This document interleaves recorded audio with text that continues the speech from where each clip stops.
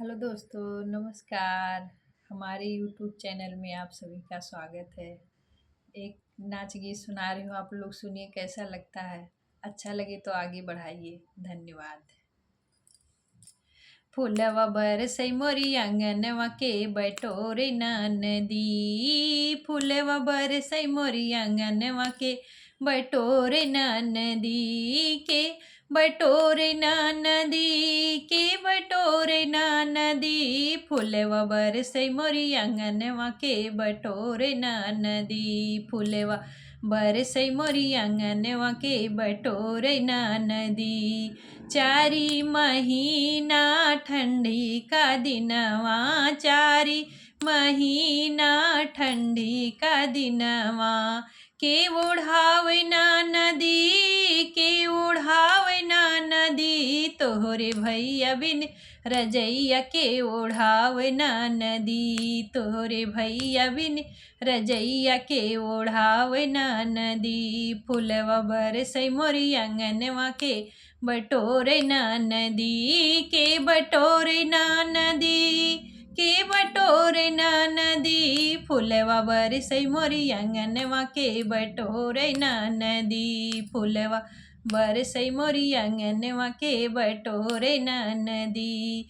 चारी महीना गर्मी के दिनवा, चारी महीना गर्मी के दिनवा। गर्मी कई दिनवा हो गर्मी कई दिनवा, गर्मी कई दिनवा हो गर्मी कई दिनवा। के डोलावे ना नदी, के डोलावे ना नदी। तोहरे भैया बिन बेनियवा के डोलावे ना नदी। तोहरे भैया बिन बेनियवा के डोलावे ना नदी। फूलवा बरसई मोरी आंगनवा के बटोरे नदी के बटोरे नदी के बटोरे नदी। फूलवा बरसई मोरी आंगनवा के बटोरे नदी। फूलवा बरसई मोरी आंगनवा के बटोरे नदी। चारी महीना बरखा कई दिनवा, चारी महीना बरखा कई दिनवा। बरखा कई दिनवा हो बरखा कई दिनवा। बरखा कई दिनवा हो बरखा कई दिनवा।